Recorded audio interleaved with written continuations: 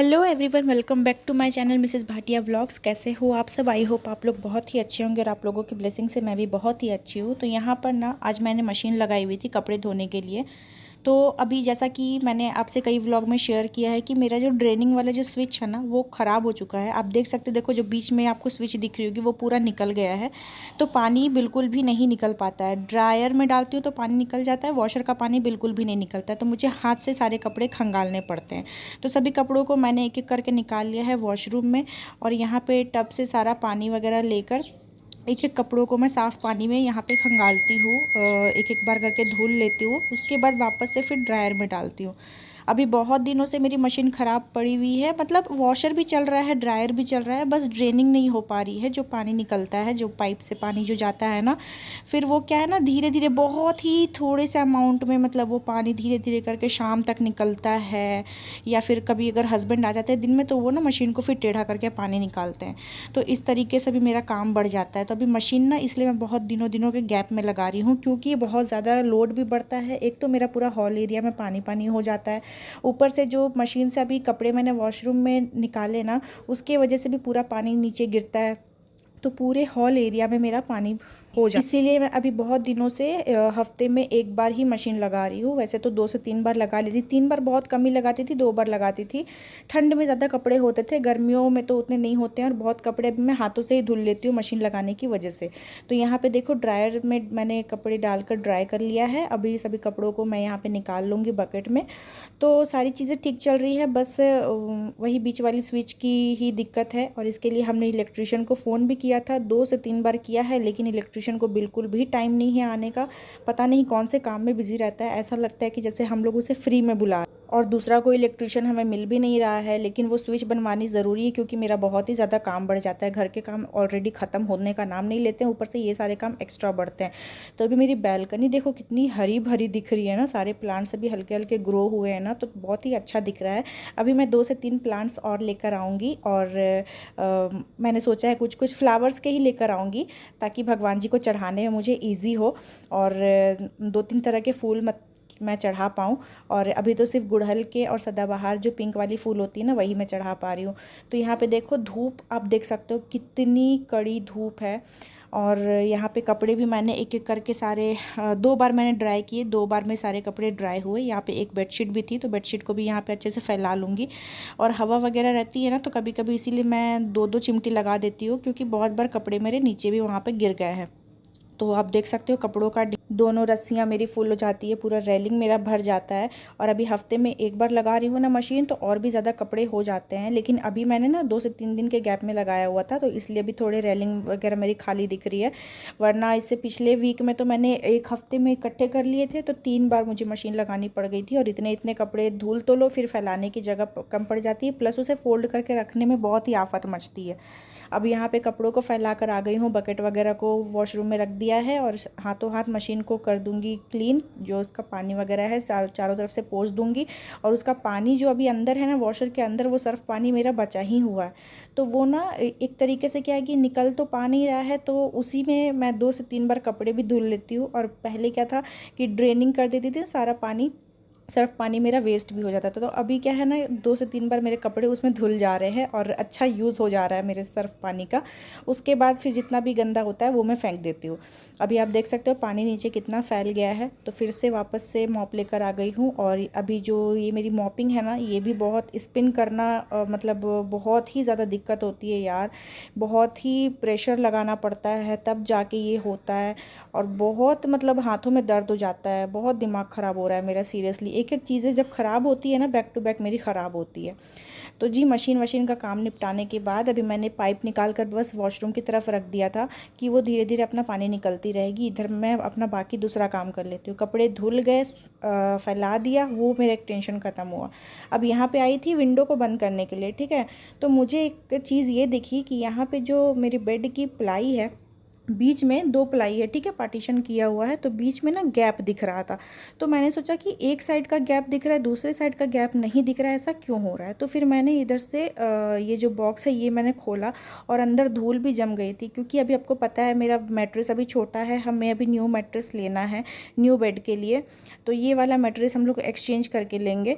तो जितनी जगह में ये गैप जो बची रहती है ना, उतनी जगह में वाइट प्लाई है, आप देख सकते हो। धूल वगैरह बहुत ज़्यादा जम जा रही है और बाई चांस पैरों के दाग वगैरह भी लग रहे हैं ना, तो क्लियर विजिबल हो रहे हैं वो। इसी वजह से ना मैं सोच रही हूँ कि कब थोड़े हाथ में पैसे आएँ इकट्ठे हों तो फिर हम न्यू मैट्रेस लें, क्योंकि बहुत ही ज़्यादा दिक्कत हो जाती है। क्वीन साइज़ का मैट्रेस है और किंग साइज़ का बेड ले लिया हमने। अब हमें उतना आइडिया था नहीं कि हमने सोचा था कि मैट्रेस हमारा फिट बैठेगा, लेकिन नहीं बैठा फिट, बेड हमारा थोड़ा बड़ा हो गया। खैर वैसे भी मैट्रेस हमारी ये वाली ना थोड़ी हार्ड है, हमें वैसे भी सॉफ्ट वाली मैट्रेस लेनी थी। तो अब इधर का प्लाई मतलब बॉक्स मैंने इसलिए खोला कि अच्छे से उसे सेट कर पाऊँ। तो सेट तो नहीं हुआ, लेकिन अब हस्बैंड आएंगे तो फिर उनसे बोलूँगी कि वो अपना देखेंगे कैसे क्या क्यों ऐसा हो रहा है। और एक्चुअली इसलिए हो रहा है ना, जब वो इंस्टॉल करने के लिए, बेड इंस्टॉल करने के लिए जो भैया आए थे, उन्होंने कहा था कि आपकी जो ज़मीन है ना, मतलब एक बराबर नहीं है, वो थोड़ा ना अपर से डाउन की तरफ गई हुई है। तो इसी वजह से वेंटिलेटर से जो पानी आता है ना, वो हमारा नीचे की तरफ चला जाता है और वो इसीलिए बह के पूरा मेरे पिछले जो पहला जो बेड था उसका सारा प्लाई मेरा ख़राब हो गया था। तो इसी वजह से वो बॉक्स वगैरह फिट नहीं बैठ रहा है। दीवारें वगैरह भी थोड़ी टेढ़ी बनी हुई है घर की, ज़मीन भी समतल नहीं है, तो इन सब चीज़ों से दिक्कत हो जाता है। अब जी इतना सारा काम करने के बाद ना, इतनी भयंकर वाली गर्मी लग रही थी ना, पूरा पसीना पसीना हो गई थी अंदर से। तो मैंने सोचा कि चलो फटाफट से ग्लूकोज बनाते हैं और पीते हैं। तो बज रहे हैं दोपहर के 1:30। अब देख सकते हो टाइमिंग, फ्रंट कैमरे से थोड़ा उल्टा दिखता है ना, इसी वजह से। गर्मी नेक्स्ट लेवल है, हालत ख़राब हो रही है। गर्मी जितनी ज़्यादा नहीं है ना, उससे कहीं ज़्यादा काम करने के बाद पसीना पूरा हो जाता है। और धूप आप देख सकते हो, इतना डार्क कलर का कर्टेंस लगाने के बावजूद मेरे कमरे की ये हालत है। और कैमरे पे कुछ खैर ज़्यादा ही दिख रहा है, वैसे तो ठीक ठाक ही है। और कभी छाँव हो रही है, कभी धूप हो रही है, इस तरीके से मौसम चल रहा है। और इस गर्मी में इस ग्लूकोज़ ने ही मेरी जान बचा कर रखी है, और बनाना शेक ने। तो शेक से ज़्यादा ये एनर्जी देता है, क्योंकि ये बॉडी को हाइड्रेट भी रखता है। और प्लस ठंडे पानी में भी बनाती हूँ ना, तो बहुत ज़्यादा राहत मिलती है गर्मियों में। मैं ज़्यादातर ना नींबू वगैरह भी इसमें निचोड़ देती थी, लेकिन अभी नींबू मेरी ख़त्म हो गई है, इसी वजह से अभी नींबू मैंने स्किप कर दिया। लेकिन ऐसी बहुत ज़्यादा राहत देती है।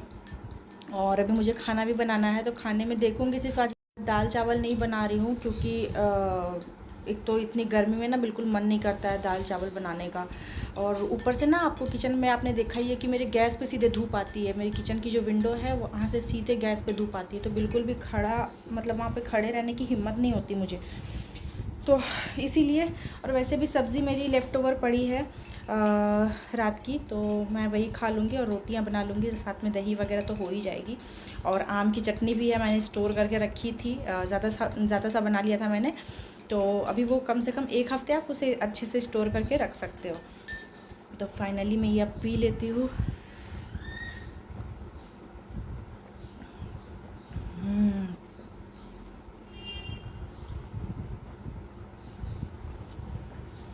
ये नहीं होता तो मेरा क्या होता। ओह गॉड्स, बहुत ज़्यादा गर्मी है। और हमारे रांची में तो फिर भी थोड़ी राहत है गर्मी से, क्योंकि यहाँ वैसा चिपचिपा वाला मौसम है नहीं, बहुत सही वेदर है। और सुबह तो पता ठंड लगती है, जब यहाँ कूलर वगैरह चला लेती हो, और कूलर में ना आइस का भी ऑप्शन दिया हुआ है, ऊपर से आप आइस भी इसमें डाल सकते हो, तो और ज़्यादा चिल्ड कर देता है ये।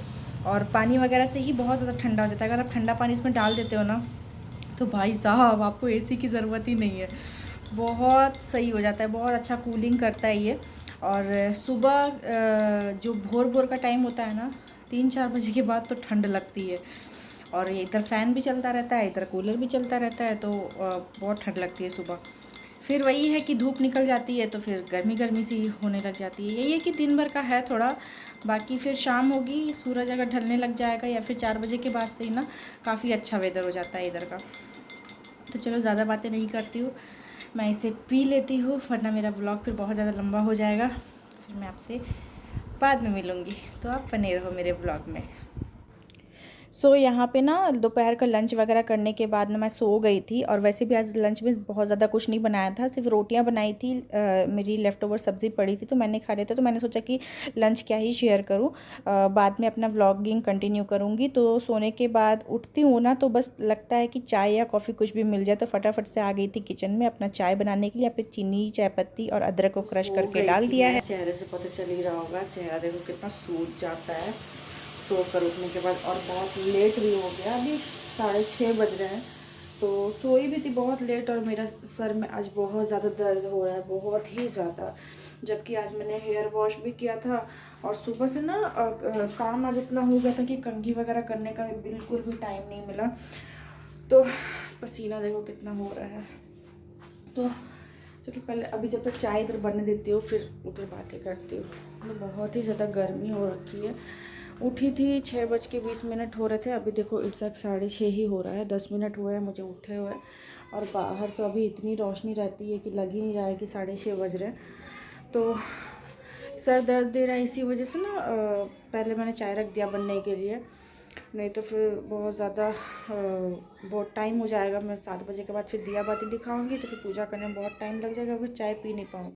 इसीलिए एक ही साथ चाय वाय पी के चाय के भी बर्तन वगैरह धो लूँगी और बर्तन भी धोने हैं इसी वजह से। तो मौसम तो ठीक ठाक ही है, देखो कोई रहता है ना बाहर।